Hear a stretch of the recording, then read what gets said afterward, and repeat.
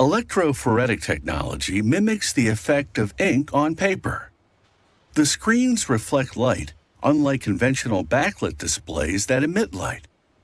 Also known as e-paper, this technology has changed the way we see our screens. Mobile devices, e-readers, smartwatches, and credit cards all contain electrophoretic displays. With its print-like readability and Bluetooth capability, it's easy to see the attraction. To make an electrophoretic screen, polyethylene film is placed on a sheet of glass, which holds the film as it's processed. Production takes place in a filtered room to keep the area contaminant-free. Inside the room, robots move the glass carrier through processes that transform the film into the backplane. The backplane is the main structure of the screen. It carries the organic transistors that drive the electrophoretic display. Machinery builds up micro-thin layers of metal, organic solutions, semiconductors, and isolators. This spin coater evenly spreads the material across the film.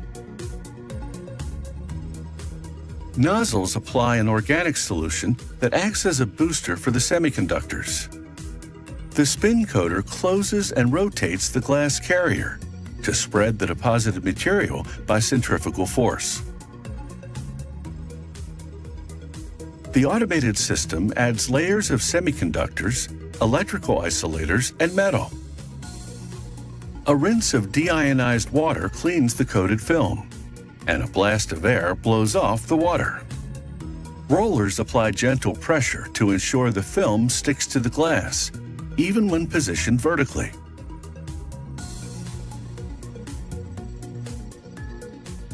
Once the photoresist chemical has been applied, the film goes into an exposure chamber.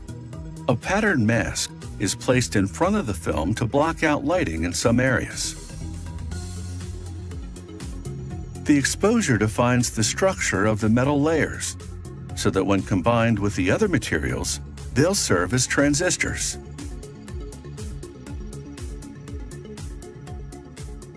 The backplane film is removed from the glass carrier. Now the film is ready for the electronic ink sheet placement. A technician places the backplane in a laminator. He uses a camera to magnify and position the backplane. A vacuum in the laminator chuck pulls the backplane in place. He places the electronic ink sheet on the chuck beside the backplane and peels off the liner, exposing the adhesive. Then the ink sheet and the backplane are fused together. A roller presses the assembly for full adhesion. Once the lamination process is complete, a technician removes the screen from the chuck. This is the backplane before and after the electronic ink lamination. An automated system bonds the electronics to a circuit board that's attached to the display screen. The system mechanically seals the circuit board. Polymer resin is applied for stability. UV light cures the resin.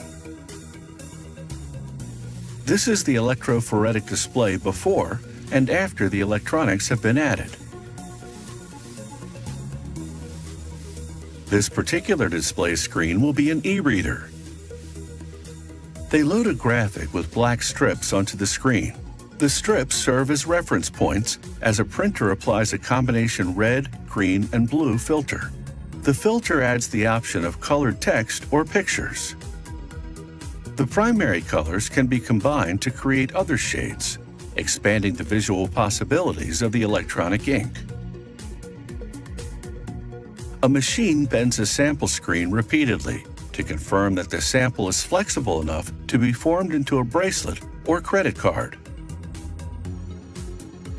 Additional tests are conducted to confirm that the electrophoretic display has the desired clarity and color. Display patterns can be sent from a phone to a bracelet that has an electrophoretic screen. With electrophoretic technology, There are many different ways to enjoy screen time.